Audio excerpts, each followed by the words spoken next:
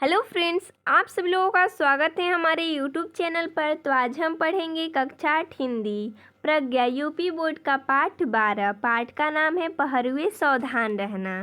देखिए दोस्तों, हम इस पाठ का सभी प्रश्न उत्तर देखेंगे। तो प्रश्न है, दी गई पंक्तियों के आधार पर कविता को आगे बढ़ाइए। देखिए, हमने यहाँ पर कविता को आगे बढ़ाया है।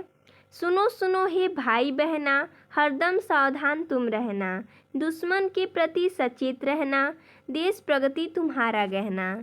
अगला प्रश्न है, विचार और कल्पना से प्रश्न नंबर 1 है, नए युग की पतवार किनके हाथों में है। तो इसका उत्तर हो जाएगा नए युग की पतवार सतर्क सावधान देश के रक्षकों के हाथों में है।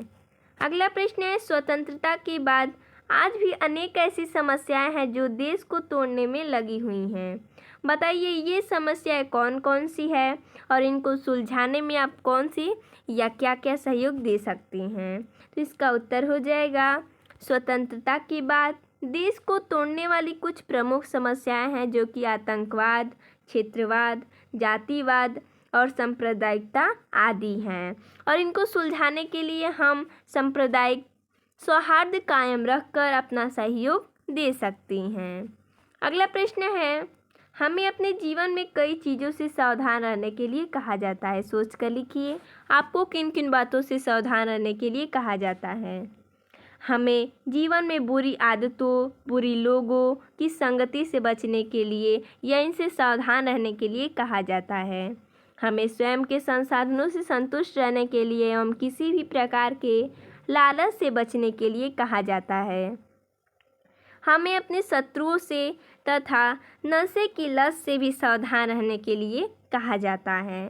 अगला प्रश्न है, कविता से प्रश्न नंबर 1 है, जीत की रात से कवि का क्या तात्पर्य है। तो इसका उत्तर हो जाएगा जीत की रात से कवि का तात्पर्य स्वतंत्रता प्राप्ति की रात से है। अगला प्रश्न है, ले युग की पतवार किसके लिए कहा गया है। तो इसका उत्तर हो जाएगा सीमा के पहरेदारों के लिए कहा गया है। अगला प्रश्न है, निम्नलिखित पंक्तियों के भाव स्पष्ट कीजिए। पंक्ति है, खुले देश के द्वार अचल दीपक समान रहना। इस पंक्ति का भाव हो जाएगा देश स्वतंत्र हो गया है, दीपक के समान अचल रहकर इसे प्रकाशित करना नागरिकों का कर्तव्य है। अगला पंक्ति है, क्योंकि नहीं मिट पाई दुख की विगत सावली कोर। इसका भाव हो जाएगा पराधीनता के समय हुआ देश का शोषण तथा अभाव और हानि दूर नहीं हो पाई। अगला है, ले युग की पतवार बने अम्बुंधी महान रहना। इसका भाव हो जाएगा समुद्र के समान महान बनकर नए युग में स्वतंत्रता देश का मार्गदर्शन करना और उसे आगे बढ़ाना। अगला प्रश्न है 4 नंबर, कवि पहरुए को सावधान रहने के लिए क्यों कह रहा है। तो इसका उत्तर हो जाएगा कवि देश की सुरक्षा करने के लिए पहरुए यानी कि पहरेदारों को सावधान रहने के लिए कह रहा है।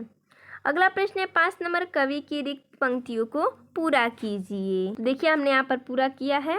ऊंची हुई मशाल हमारी आगे कठिन डगर है। यहाँ पर देखिए, यहाँ पर रिक्त स्थान था जो कि हमने यहाँ पर रिक्त स्थान को पूरा किया है। ऊंची हुई मशाल हमारी आगे कठिन डगर है, शत्रु हट गया लेकिन उसकी छायाओं का डर है, शोषण से मृत है समाज, कमजोर हमारा घर है, किंतु आ रही नई जिंदगी यह विश्वास अमर है।